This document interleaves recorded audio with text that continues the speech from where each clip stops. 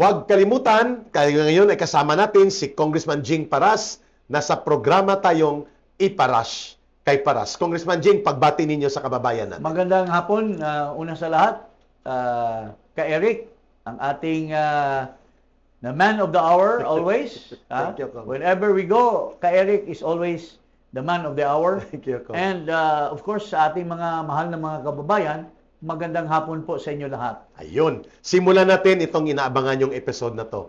Kasi nabitin kayo sa unang episode. Why Kampilan and Congressman Jing and together with Ka-Eric are coming out with a public position na ang alyansa para maging tapat at malakas, kailangan transparent ang mga affairs ng namumuno nito. We're talking about how the 18 Marines or the now 22 na sila, Congressman Jing, at paano ito dapat ma-exploit sana for a more productive legal offensive laban sa paglaban sa korupsyon ni Marcos at Romualdez. Well, unang-una, ako po ay sumasaludo kay former Congressman Defensor. Yes. At yung kanyang buddy, na si Attorney Baligon, for their noble cause of helping the Marines to be able to release whatever knowledge they have in terms of the corruption that went on. Yes. Especially when it comes to the delivery of taxpayers' money to corrupt officials. Tama, I agree. Yeah. Pero at the time na na-convince mo na ito at na-expose mo na sila sa publiko, they now become a public property. Aha. Hindi mo na ito personal na parang kinokontrol mo pa rin yung ano. That's why being a lawyer, I'm sure yung kasama ni Mike na si Baligod, lawyer din yan, Yes. with due respect. I'm mentioning his name out of my admiration to him as Tawag niyan, as panyero. Panyero. Panyero. Pero sana po, noong naging public figures na ito, naging public property na sila kasi they are exposing Yeah. corruption in government. Correct. Marami na pong pwedeng tumulong. Pero I have attempted as a concern, and alam ito lahat ng mga UPI, ng mga kung sino pa dyan, Sa alliance natin. I've been always saying from the beginning na let's have an individual affidavit for each participant in the delivery of whatever, para ma-pinpoint natin kung anong role nila. Mahalaga kasi yan eh. Mahalaga yung kung anong role nila at doon mo madidetermine kung pwede ba yung sa case build-up, pwede ba yung papasabayan bago tayo mag-announce kasi you are exposing them, they're making them vulnerable to an attack from the other side. Yun ang nangyari nga, Congressman Jing. Oo. Imbis na sila or Bago tayo, sana dinivulge yan kung hindi irresponsible siguro, I mean, with due respect, dapat sana in-evaluate muna bago nilabas sa publiko. inayos siya. Na itong dalawa, itong tatlo, itong isa, mayroon siyang role to play. Yan. Na pipinpoint niya kung sino yung tumanggap at saka may ebidensya siya, may picture, may video, mayroong resibo.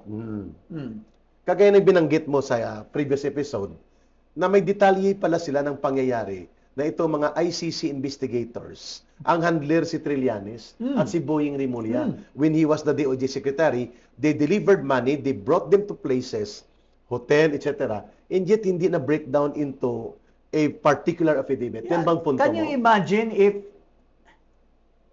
3, 4 o 5 na nag-participate doon sa ano na yan?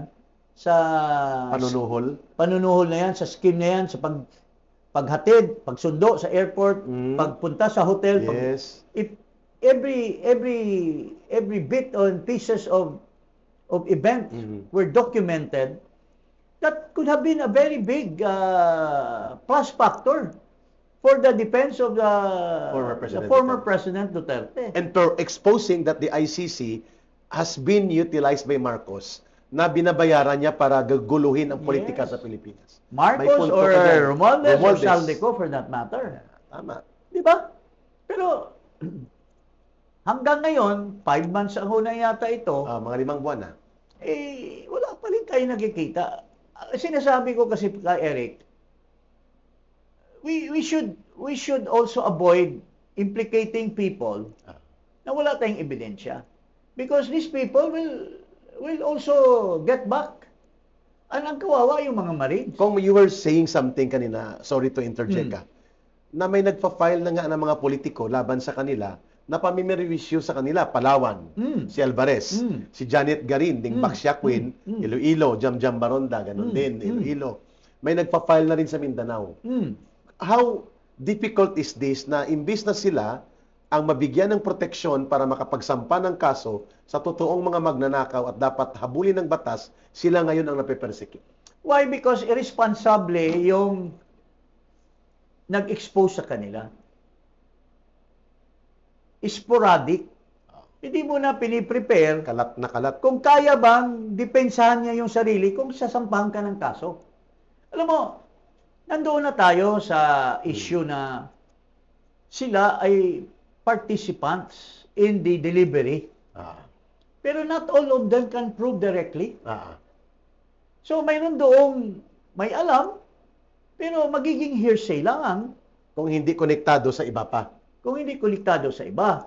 Pero mayroon namang, maybe, alam mo, sa 18, 10 doon ay may direct knowledge at sila mismo ang may personal knowledge na tinanggap. O di, piliin mo yon, gumawa ka ng affidavit. Exactly. At saka maraming nagbo-volunteer Na mga lawyers. na mga lawyers at saka mga matatapang na mga kasama natin na ako mag-file niyan. Once the affidavit is prepared, I will be the one to file the complaint As using the affidavit sa ombudsman. Di sana ngayon, may mga kaso na itong mga individuals na ito. Mabibigat itong binabanggit ni Kong. Imbis sila ang maunahan ngayon ng kaso doon sa mga probinsya kasi they have been accused of maligning. Cyber libel. Kung ginawa sana ang tama, dapat bawat binanggit nila na may ebidensya, nakapile na ngayon sana sa ombudsman yung mga kaso na yan. Tama. Pero may binabanggit Congressman Jing, si Attorney Baligod, in fairness to kaibigan din namin ito sa Alliance. Yes. Mayroon na daw 200 lawyers from Cebu and Visayas who are going to volunteer at gagawin na nila yan. Well, hindi mo kailangan 200 lawyers. Baka 5 lawyers lang yan or Na dedicated. na dedicated na magaling mag-case build-up. Mayroon na dapat tayong panglaban doon. Pag sinasabi ni Ombudsman Remulla na, kakasuhan kayo. Mayroon din kaming kaso, ito. Galing dito sa mga 18 Marines. May mga ebidensya kami, may mga pictures, may mga video. Tama. May receipt. Pero wala tayo. Hanggang ngayon, wala pa tayong kinakaso. Yun punto ni Hinintay Congressman. natin yung Blue Ribbon, but we are more concerned of the expose, rather the propaganda value rather than The probative value. the probative value of what these people are bringing to the attention of the Filipino people. Malinaw.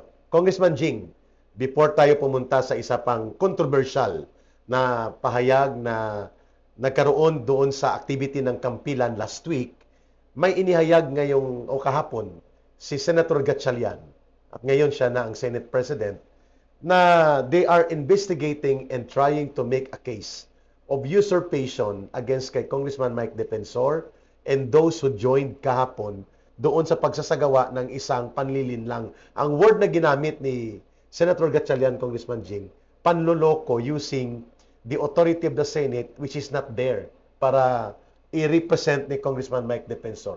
Ano pong pagtingin mo dito sa pahayag na ito ni Senator Gatchalian against Mike Defensor? Harassment lang siguro yan. Kasi wala naman talagang actual proof. The thing that happened is internal among us. Okay. Wala namang ano na talagang ginamit niya yung ini-usurp niya because he did not he did not act as a senator. Yeah, klaro yun. He did not claim that I am a senator and I am calling for an investigation. Tama. He merely said that the senators will conduct an investigation. That is only as far as his knowledge. I agree to that. Di ba? Ah. Pero tayo na nakakaalam, kaya nga natin sinasabi na sana wag naman niyang gamitin tayo na alam naman pala niyang walang mangyayari na investigasyon. Hindi kaya very eager lang siya, Congressman, na nag-announce siya. Kasi siya talaga nag-announce, sinabi naman niya, pero later on, na-realize niya na wala palang official call. Ano kasi dito, kay Rick, no? Alam mo, mahal natin si Mike. Kaibigan He's natin fighting yan. for our country. the country. Pero may mga akusasyon na kasi na nagbayad siya ng 5 million. Si Matibag pa naman. Na siya ang may pakulo nito, tinuturuan nila kung anong sasabihin. Ang mali lang doon, nag-press con pa siya. Nice. Tapos siya pa ang nagtatanong. It adds up to the accusation na talagang, wag na sanang, hindi na sana siya ang nagtatanong doon. Kasi, lumalabas na, kita mo, ikaw pala talagang dyan, dahil sinet up mo sila para matanong ka at makapagpropaganda ka sa sarili mo. At ginamit ni Gatchalian yun at nila Tulfo, kita mo si Mike Defensor, ginamit niya naman ng 18 Marines, nagkunwari siyang konektado sa Senate dapat Floor sana nila. umiwas na siya. Okay. Umiwas na siya doon para hindi rin kasi kung matamaan siya, tatamaan din yung Marines. At pati pamilya ni Congressman Mike, binibira na ngayon eh. Halimbawa, kung ang accusation ay siya ang gumagawa nitong lahat na ito. Ang mga Marines din, matatamaan din sila. Yun ang nangyari nga. As part of the conspiracy. Di ba? Pero kung sabi nila, whether gawin ni Mike Defensor o hindi, dudurugin naman talaga kayo kay Eric, Jing Paras, Mike Defensor. Anong reaction mo dyan? Well, okay lang yun, durugin tayo sa tama. Pero kung tayo ang nagsubsob sa ating sarili para ka madurog, mali yun. Mabuti yung wala kang ginawang kasalanan, pero inaano ka, then that is trampling your right. Pero kung you also are a party to their accusation, na binigyan mo sila that ng would weaken ammunition. your defense. Your sinasabi ni Congressman Jing, by not being so circumspect, prudent and diligent sa mga ginagawa, Parang kinakam on mo lang sila. sige, Sarili birahin mo. nyo kami. Oo. But in fairness to Congressman Mike, Congressman Jing, tanangin kita dito. He suffered a lot also during this time, kagaya natin. Yeah. Grabing kaso at panggigipit pati sa negosyo niya, Congressman Jing. We empathize with him. And we know that he is fighting for a certain causa. Pero there is also a limit that fend for yourself. Huwag mo isama yung mga iba na wala namang kinalaman sa laban mo. But in as far as Congressman Mike is part of the alliance, we respect him and we are still in unity with him. Yeah. Pero may prinsipyo kasi sa pakikipag-alyansa, there is unity in the struggle. Yes, struggle. Hindi para magkasiraan. Pero mayroon tayong limit kasi on what we do that will be good for you, but we may not or we may involve the others na wala namang kinalaman doon sa mabuti sana kung pinag-usapan. Isa yun. Mabuti sana kung nag-huddle tayo, nagplano, at ito yung involved tayo lahat. Pero kung kayo lang dalawa, tapos bigla na lang yung gamitin ito para shield nyo or audience nyo, tapos nangangapa lang kami, before we know it, nasama na kami doon sa ginagawa nyo na kayo lang dalawa nakakaalam, it's not fair for the others. Di ba? Yun. Yun po ang main point.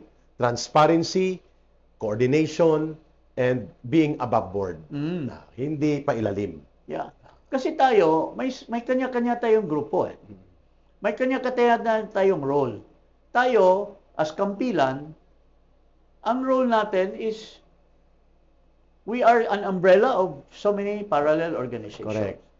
We are not so much involved in what they're Yung we're Marines, not so much Marines, sa oo. mga Marines. We are more involved in Mass movement, strengthening the parallel organizations. parallel organization. Tama. Ah, Umaabot pa tayo sa Hong Kong, sa mga OFW, yes, Macau, we are made to Negros. to speak kasi natutuwa sila kung may mga bisita na galing sa Pilipinas. At ang laki ng OFW community sa lugar na to. Yes, Hong yes. Kong, Macau. And congratulations Congressman Jing, kina Congressman Jing at kay Prophet Joam, Jaum, Ciao. at saka kina Brother Jerome sa Campila Negros. Yes. Almost 10,000 ang audience noong, I think that was first week of June. Yeah, that is our thrust. Organize our groupings in the countryside. Hindi tayo masyado dito sa national. May kanya-kanyang role. Yeah. Pero kung gusto niyo kaming isali diyan, you better inform us. Above board. Above board. Wala yung tinatago niyo tapos matulala na lang kami. Tulad ni Governor Oo, Chavez. talaga nasaktan daw siya. That's the word, nasaktan ako dito. Parang ginagamit na ako palagi. So, Yun ang term sana hindi na mangyari itong mga ganito. Yeah. Kung gusto nyong fight tayo lahat, ipaalam nyo yung plano nyo. Okay. Let us participate so that we can maximize our participation. Ayun. Congressman Jing, noong nakaraan, ang Kampilan ay isa sa pinakaunang koalisyon na categorically nagsabi, the mass movement in the People's Democratic Opposition movement in the Philippines require a true leader. Yes. At ipinanawagan natin na ang pinakalehitimo at kinikilalang leader na tatayo na magkaisa at mabuo ang malawak na mga opposition groups na ito sa paglaban sa korupsyon at kaabusuhan ng gobyernong Marcos at Romualdez ay si Vice President Sara Duterte. Pero mukhang may mga sipsip sa kanyang grupo at mukhang hindi magandang pagka-advise sa kanya, medyo negative ang kanilang pagtanggap Yeah. ng panawagan na yon. Unang-una, in good faith, nagsama-sama tayo, kasama ang members ng UPI, kasama ang ibang mga parallel organization. ng Kampilan. In good faith, we humihikayat tayo kay Vice President to get out in the open Mhm. and support our cause. But there is no presumption, there is no plan of a people power Or to a grab. or a power grab. Power grab. Yeah. Ito yung misconception. Ayun. The only thing why we want the Vice President Mhm. to be on the street is there are so many groups. Mhm. Kanya-kanyang lakaran yan. Tama. Hindi natin nabubuo. Pero pag nandyan si Vice President, remember, she won by 32 million. Yes. Secondly, she already declared to become the President. I am ready to become the president. Oh. So, you have already claimed to be the leader. Magpresidente ka eh. Wala namang ibang hinikayat kaming presidente, ikaw lang. Sara Duterte lang. So lahat kami nakatingala sa kanya. Yes. Pero kung nandito lang siya sa loob, wala kaming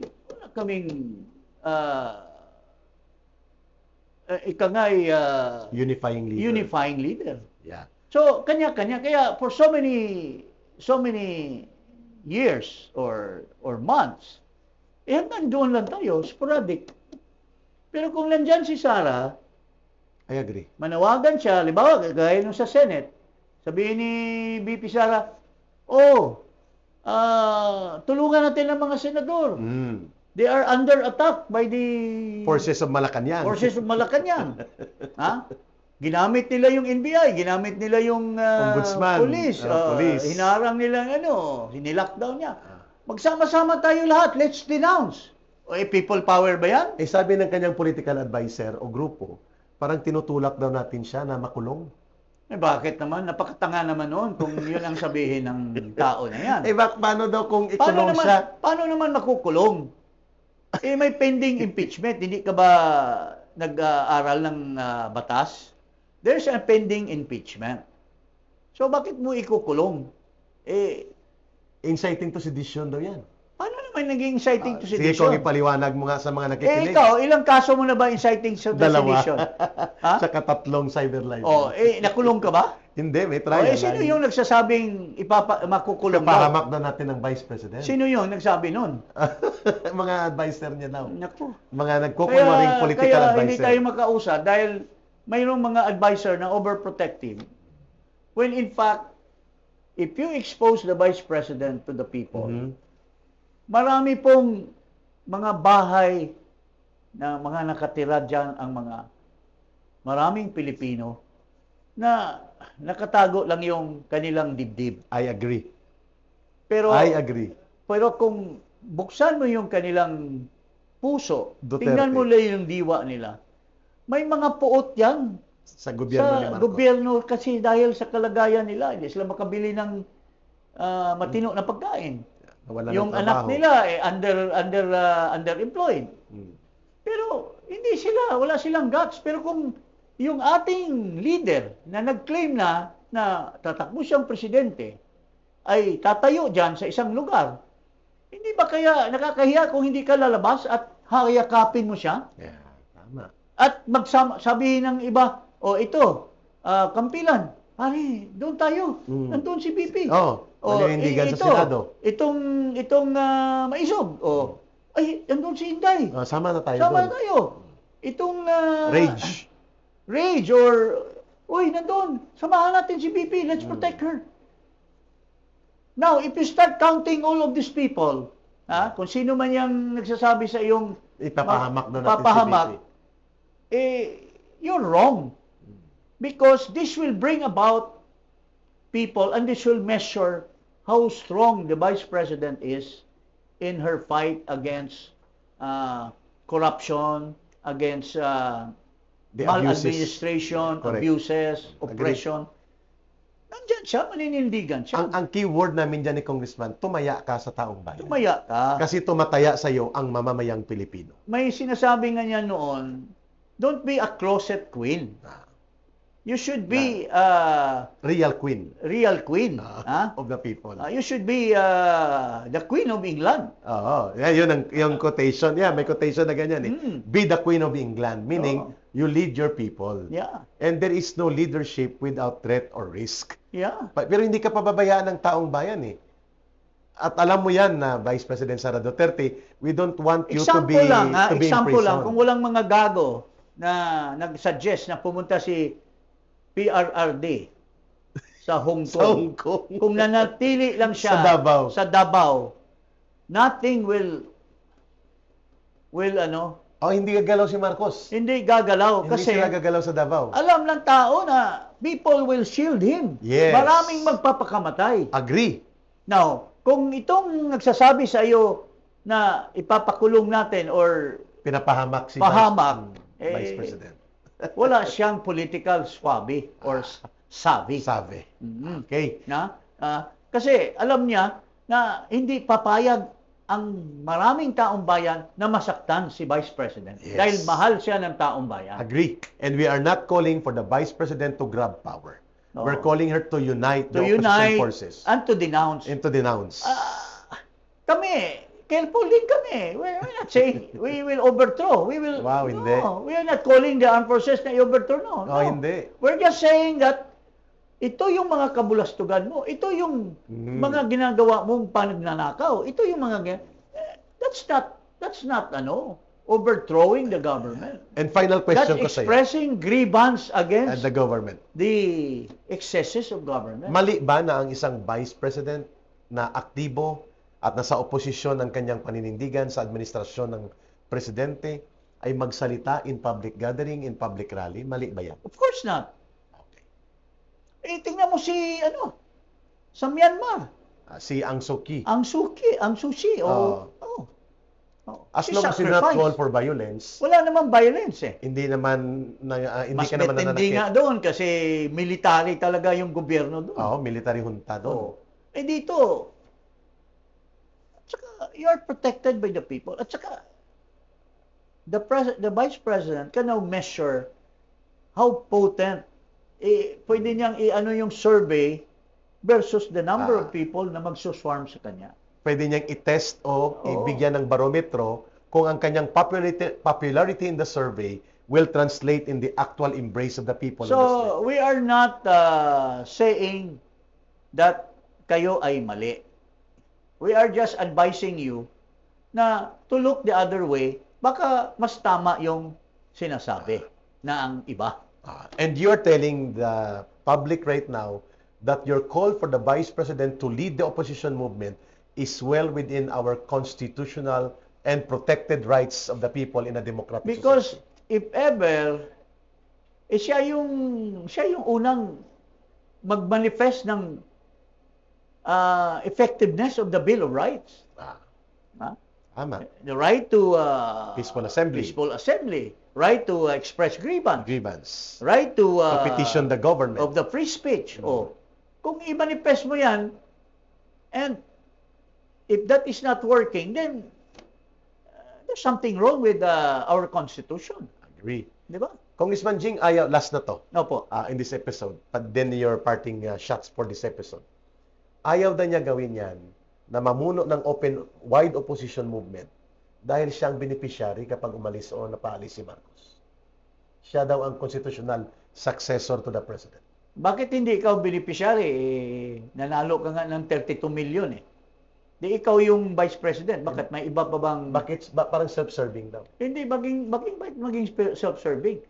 Ha? Hindi mo naman ini-overthrow si Marcos eh. Yeah. You are just denouncing the And maladministration. And it's the will of the people kung mangyayari yan. Oo, okay.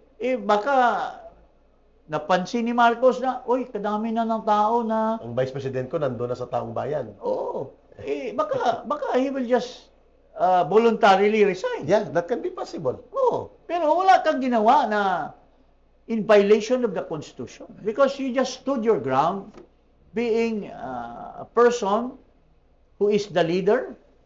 Second, you have declared to become their leader. Yes. Third, you have been protected of the rights accorded to any person under the Constitution. Even if you are the vice president. Yeah.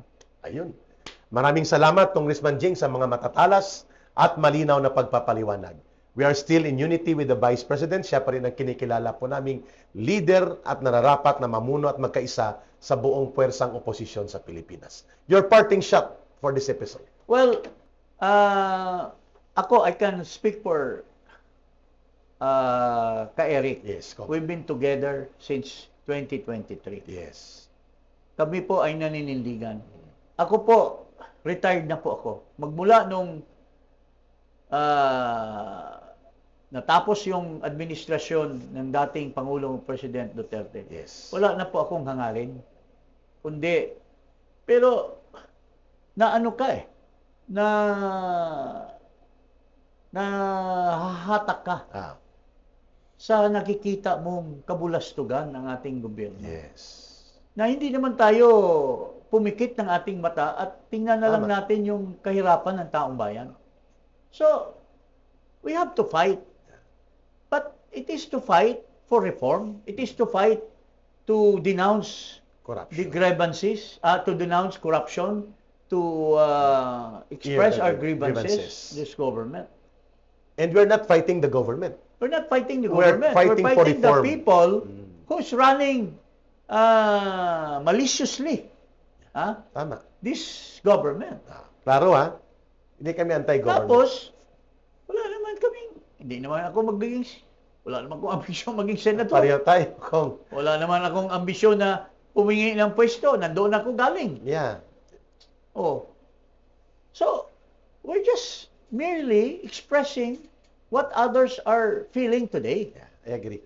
Now, kung mayroon tayong isang vice-presidente na nag-claim or nagsabi na magiging pangulo siya, tapos anak siya nung amo ko, na si Boss Digong, natin. bakit hindi ko siya papakamatayan? Correct. Para lamang ipaglaban ang ating bansa at ang ating bayan. Di ba? Malinaw ang mga pahayag na ito ni Congressman Jing. Nothing is personal, everything para sa bayan. Yes. So we hope that it will reach the Vice President. Ma'am, mahal ka po ng mamamayang Pilipino. tumataya kami at tumataya sila para sa iyo. At ang hinahanap nila ay tunay na leader na yan ay nakikita namin kaya mong gawin, kaya mong panindigan. But of course, hindi ka namin pinapangunahan. Kami nagpapaabot lamang. Oh, nangihikayat lang. Maraming salamat sa inyong pagsubaybay. Magandang hapon, iparas kay paras. At huwag kalimutan mag-like, mag-share, mag-promote at i-click ang notification bell para kayo ay ma-notify ng mga programa at episode ng Iparash kay Paras.